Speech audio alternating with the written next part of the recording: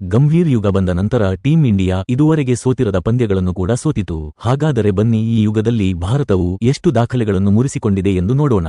Number 1, 27 ವರ್ಷಗಳ ನಂತರ ಭಾರತ ಶ್ರೀಲಂಕಾ ವಿರುದ್ಧ ಬೈಲೆಟ್ರಲ್ ಸರಣಿಯನ್ನು ಸೋತಿತು. ಸೋಲುವುದಿರಲಿ, ಶ್ರೀಲಂಕಾ ಭಾರತವನ್ನು 3-0ಯಿಂದ ವೈಟ್ ವಾಶ್ ಮಾಡಿತು. ನಂಬರ್ 2, 36 ವರ್ಷಗಳ ನಂತರ ಭಾರತ ನ್ಯೂಜಿಲ್ಯಾಂಡ್ ವಿರುದ್ಧ ಹೋಮ್ ಟೆಸ್ಟ್ ಪಂದ್ಯವನ್ನು ಸೋತಿತು. ಹಾಗೂ ಕ್ರಿಕೆಟ್ ಇತಿಹಾಸದಲ್ಲಿ ಮೊದಲ ಬಾರಿಗೆ ನ್ಯೂಜಿಲ್ಯಾಂಡ್ ಭಾರತವನ್ನು ಅವರ ಮನೆಯಲ್ಲೇ 3-0ಯಿಂದ ವೈಟ್ ವಾಶ್ ಮಾಡಿತು. ನಂಬರ್ 3, ಭಾರತವು ತನ್ನ ಟೆಸ್ಟ್ ಕ್ರಿಕೆಟ್ ಇತಿಹಾಸದಲ್ಲೇ ತನ್ನ ಮನೆಯಲ್ಲೇ ಅತ್ಯಂತ ಕಡಿಮೆ ಸ್ಕೋರ್ ದಾಖಲಿಸಿತು. ಅಂದರೆ ಕೇವಲ 46 ರನ್ಗಳಿಗೆ ಬೆಂಗಳೂರು ಮೈದಾನದಲ್ಲಿ ನ್ಯೂಜಿಲ್ಯಾಂಡ್ ವಿರುದ್ಧ ಭಾರತ ಆಲ್ಔಟ್ ಆಯಿತು. ನಂಬರ್ 4, 12 ವರ್ಷಗಳ ನಂತರ ಭಾರತವು ನ್ಯೂಜಿಲ್ಯಾಂಡ್ ವಿರುದ್ಧ ಸೋತು ತನ್ನ ಹೋಮ್ ವಿನ್ನಿಂಗ್ ಸ್ಟ್ರೀಕ್ ಅನ್ನು ಕಳೆದುಕೊಂಡಿತು. ನಂಬರ್ 5, 13 ವರ್ಷಗಳಿಂದ ಸಿಡ್ನಿಯ ಟೆಸ್ಟ್ ಪಂದ್ಯದಲ್ಲಿ ಸೋತಿರಲಿಲ್ಲ. ಆದರೆ 2024ರಲ್ಲಿ ಆಸ್ಟ್ರೇಲಿಯಾ ತಂಡ ಈ ದಾಖಲೆಯನ್ನು ಕೂಡ ಮುರಿದಿತು. ನಂಬರ್ 6, 12 ವರ್ಷಗಳಿಂದ ಎಂಸಿಜಿನಲ್ಲಿ ಬಾಕ್ಸಿಂಗ್ ಡೇ ಟೆಸ್ಟ್ ಸೋತಿರಲಿಲ್ಲ. ಆದರೆ ಈಗ ಈ ದಾಖಲೆ ಕೂಡ ಮುರಿದು ಹೋಗಿದೆ. ನಂಬರ್ 7, 2017ರಿಂದ ಭಾರತ ಬಾರ್ಡರ್ ಗವಾಸ್ಕರ್ ಟ್ರೋಫಿ ಸೋತಿರಲಿಲ್ಲ. ಆದರೆ 2024ರಲ್ಲಿ ಅದನ್ನು ಕೂಡ ಸೋತಿತು. ನಂಬರ್ 8, WTC ಸೈಕಲ್ನಲ್ಲಿ ಭಾರತ ಮೊದಲ ಬಾರಿ ಫೈನಲ್ಗೆ ಪ್ರವೇಶಿಸುವಲ್ಲಿ ವಿಫಲವಾಯಿತು.